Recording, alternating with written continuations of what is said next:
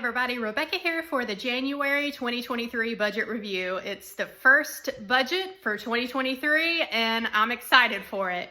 I have to say though, I'm filming on the fly a little bit because I am getting ready to leave for a trip to Sweden. So if I don't film this video today, it won't get made because I will not have time to do it when I first get over there. I probably would not be able to get it up until like the second week of February, and I just don't want to wait that long. So I'm going to go ahead and do the January 2023 budget review now. I will say that there are a couple of things in my budget that will change slightly, and I'll go over that as we go through each line item. So these numbers are not exact like they usually are when I do my budget reviews, but if anything should change by the end of the month, I'll let you guys know. And if this happens to be your first video on my channel, welcome. I am Rebecca and I have been on a journey for years to reach financial independence and retire early. And I am approximately 17% of the way to my FIRE number. So I still have quite a few years to go. But personal finance has just become a big part of who I am as a person. I really do enjoy it. I like looking at the numbers. I like doing the math every month and seeing how much progress I've made. So yeah, I will continue to document the journey here for as many years as it takes to get me to financial independence and retire early. So if this is a journey that you are also on, or if you would like to follow me until I myself achieve financial independence, then click that subscribe button down below. I'd love to have you here. So with all of that out of the way, let's take a look at where all my money went this month and how much I was actually able to save or invest. Alright guys, here we are looking at my Google Sheets budget. This is a format that I have used for years on the channel, and if you like this style of budgeting, you can download this spreadsheet for free. Check the first link down in the description box below. Sorry, my cat is attacking me. Anyway, starting at the top with the net income for the month. So y'all can see that I do tend to carry over just a small balance from the previous month. So from December, I had $10.51 carried over. This retention bonus is a big plus for me in the coming couple of years. If you're new here, I work as an ultrasound technologist. I work third shift. I do 12-hour shifts, and I have been doing this career for 10 years now. And the employer that I work for recently did lose a bunch of staff, as kind of has been the theme with people working in healthcare lately. So for those of us who did stay, they have offered retention bonuses for their full-time employees. And for me, this meant that I get $13,000 that is paid out over 3 installments for the next couple of years. So I got my first installment this month, and I thought that I would get about $2,100 after taxes, but it came in a little bit higher, which was great, at $2,419.83. And next January will be my biggest payout, so I'm really looking forward to the January 2024 retention bonus payout. After that, I do have my individual paychecks blacked out for privacy, just to keep some level of privacy here on the channel, and y'all can see how spicy he's being right now. The next thing after that is this planner refund. So this was a 2023 planner that I had bought back in the beginning of December, but I never got shipment notices, and I decided to just cancel it and order a different planner so I could have something to use for the year. And they did refund me. That was $52.95. I actually ordered a planner that I like much better, and it was cheaper than this $53 that I spent on the other one. So that's a win there. The next line item here, this is one thing that will change before the end of the month. So y'all can see I have not gotten an AdSense payout. That is the money that I earn from YouTube, and they pay on the 21st of every month, thereabouts, and I have not gotten this payment yet, but I went and looked back according to my YouTube Studio app what I have earned over the previous 2 months, and this is exactly what it should be when I get that payout on the 21st, but I have not gotten it yet. And you know, this is one minor thing that's going to be different before the January budget is truly final.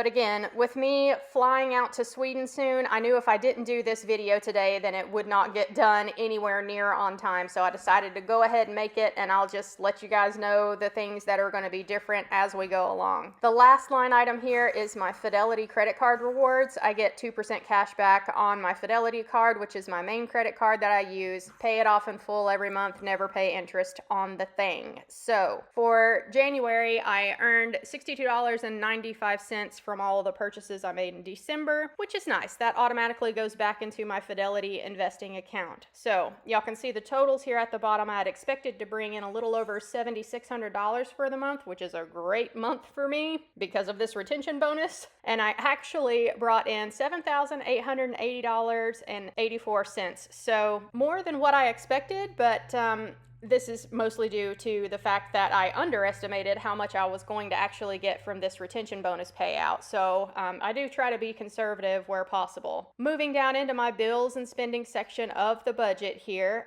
Starting at the top, my mortgage payment for this house every month, $735. This is how much I owe on the house as of the first of the month. So this $735 payment did go through.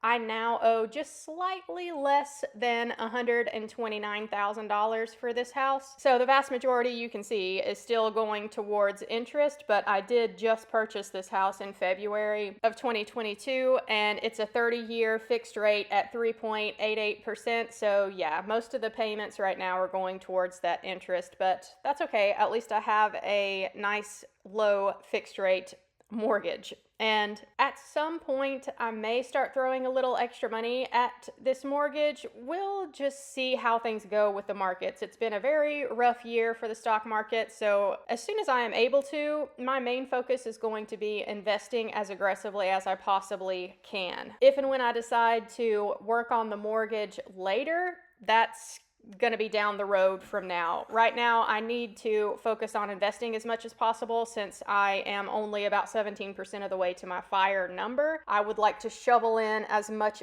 money to investments as I can versus paying off debt. After the mortgage, we have my utility payment. This is power, water, sewer, and trash pickup, and I budgeted $175 here. I came over by $6.52, which I was not upset about at all considering the very cold days that we had in December. I actually expected this to be a lot more than what it was, so very pleased to only be $6 over for what I had budgeted for this month. Internet is $55.21 as usual. Gas for my car, I budgeted $125. This will change one more time. I plan on filling up one more time this week. So, about another $30 here. I should still be able to come in under budget here for the gas for my car. Food and household, this is another one that will change slightly just because I know that when I do get ready to fly out for my trip to Sweden, I will likely buy some food, some coffee, and things in the airport as I'm traveling, and we all know how expensive the airport food is, but yeah, this is something that will change just slightly before the January budget is final. But overall, I budgeted $600 for the month for food and household like I always do, and I am only sitting at $458.68, which is a huge win for me. I'm glad that I do still have just a little bit of wiggle room here, so I don't have to feel bad if I want to buy a Starbucks coffee in the airport or some food to eat before the flight, whatever it is. Next line item here is mom. So if you are new to the channel, in a nutshell, last year when I bought this house, it needed tons of renovations. I had money on hand from the house that I sold and then purchased this house. But with the market going down and me being a financial nerd like I am, I got way too greedy about the market being down and wanted to throw some into the market. So I threw a chunk of money into the market last year thinking that I would not need it for renovations, but turns out that I did need it for renovations. And towards the end of last year, my mom was gracious enough to send me $15,000 so that I could finish the last few things that I was having done here at the house while my contractor was available, which was a super help. And I am working on paying her back as quickly as I can. So as of the beginning of the month, January 1st, I owed her $9,400, and I budgeted to send $4,000 to her this month, and I was able to do that. So really proud of that. I now only owe her $5,400, and I should have her paid completely off by the end of March. That is what I am aiming for. So by the end of Q1 here in 2023, my mom should be completely paid back, and then I can really focus on investing all of my extra cash that I have every month. Next after that is the planner. So this is the planner that I ended up going with for 2023 that I put a video out about. If you guys want to see that, it was just a few videos ago. You can look back on the channel and check it out, but I absolutely love this planner, and it was cheaper than the one that I paid the $53 for, whatever it was. Yeah, this one was $41.77, so huge win there. I really love this thing. And I did not count this against my low spend challenge for 2023 because, I mean, technically I did try to get a planner at the end of 2022. It just didn't work out with the original one that I had picked out. And a planner is something that I need for me to keep my life together. So this is not a want purchase. It was something I needed. Next after this was a doctor bill that came in the mail. I thought it was going to be a little bit higher than what it actually was. I budgeted $215.50 and it came in at $183.18. Next after that is the low spending. So I talked about this in the mid-month budget update, but basically I needed to fix a mud hole in my backyard that my dog had created running down the steps from my deck into the backyard. So I did go to Lowe's and buy some stone pavers and a couple other small things, and I fixed that issue that I was having, and so far so good with how the stone pavers are working out. The amount of mud that he's tracking into the house is really a lot less, which is saving my sanity. So yeah, this also did not count against the low spend because this is something at the house that needed to be fixed,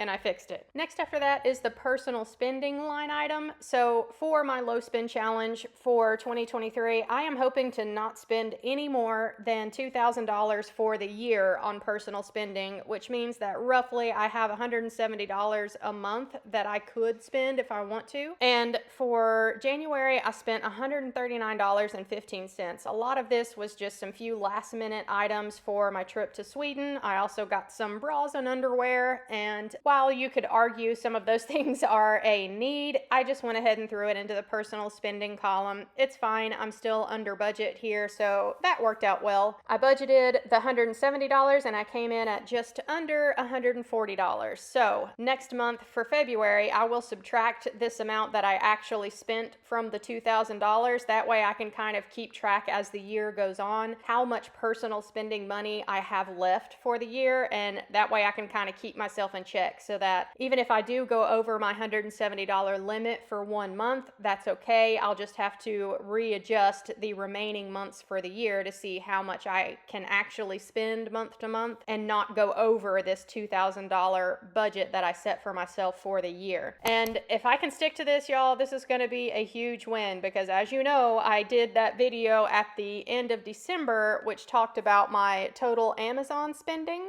for the year of 2022. Granted, a lot of that was house stuff. You know, I sold my old house and bought this one, needed a lot of things, but still, I spent over $6,000 on Amazon in 2022. So yeah, this $2,000 worth of personal spending is a good challenge to try to make myself hold to that for 2023. Last line item here is the salon. I have been getting electrolysis appointments to get some permanent hair removal done. It's different from laser hair removal. I may do laser hair removal at some point on my legs. It would be nice. But for this electrolysis appointment, I did permanent hair removal for my underarms. So it's nice to not ever have to shave my underarms again. Yay for that.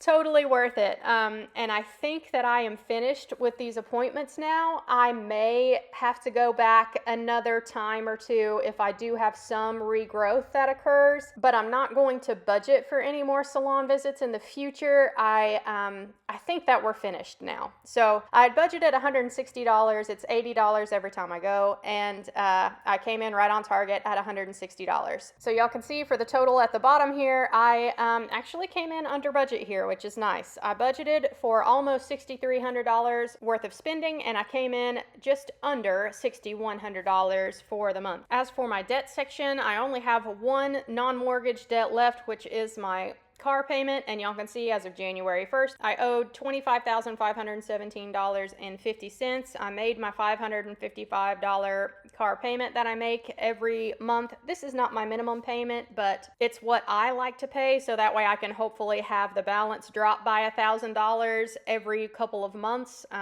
My car is financed at 1.98% fixed, so again, extremely low interest rate on it. My minimum payment every month is like $495, and I'm just throwing a teeny tiny bit extra at it just so I can see this balance drop by $1,000 every couple of months. But yeah, this is not something that I'm really paying aggressively at the moment. Again, with these low interest rates on the debts that I have between my house and my car, I would much rather invest all the extra money I have right now, especially while the market is down. So that brings me to my investing and fire tracking portion of the budget. So this section shows all of my brokerages and how much I threw into each account for the month. This is a channel member feature only for members of the Fire Fam level. As my portfolio gets larger and larger, I just did not feel comfortable sharing that publicly anymore, you guys. You just never know who is watching out there and what their intentions are. So this is for channel members only. If y'all are a channel member, then check out the membership section because I will do a separate video going over this section for y'all. But I do still publicly show my savings rate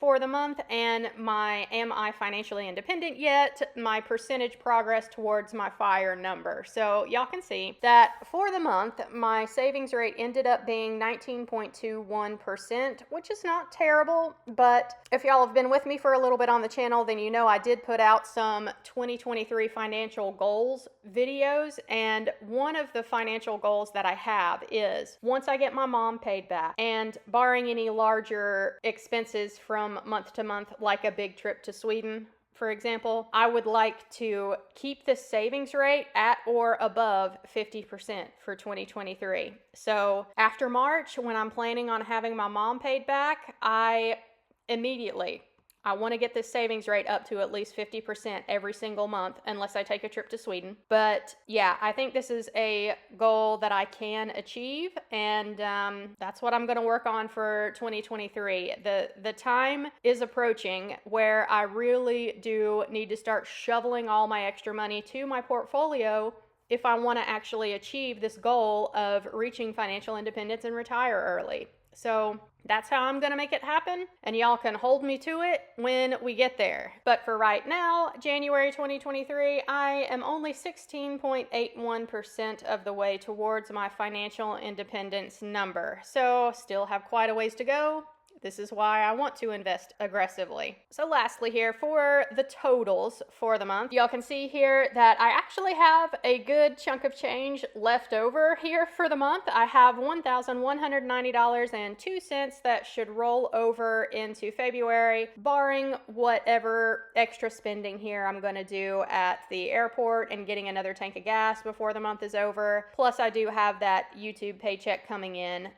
But yeah, I will roughly have about $1,200 that I can roll over into February. That is intentional because I am leaving for my trip to Sweden here soon, and I'm going to spend a few weeks over there. So all of my Sweden spending is technically going to be paid in February. So I took the Sweden line item out of the January budget, put it into February's budget, and I am budgeting to spend $1,000 while I'm over there. And that is why I wanted to roll over at least $1,000 from the January budget into the February budget. So this is a success here. I don't normally leave this much money from one month to the next. Y'all can see for January, I only had $10 left over from December 2022 to roll into the January budget. So yeah, this is more typical for me, but since I'm making a trip to Sweden here soon, I wanted to have that extra cash buffer to roll over into February.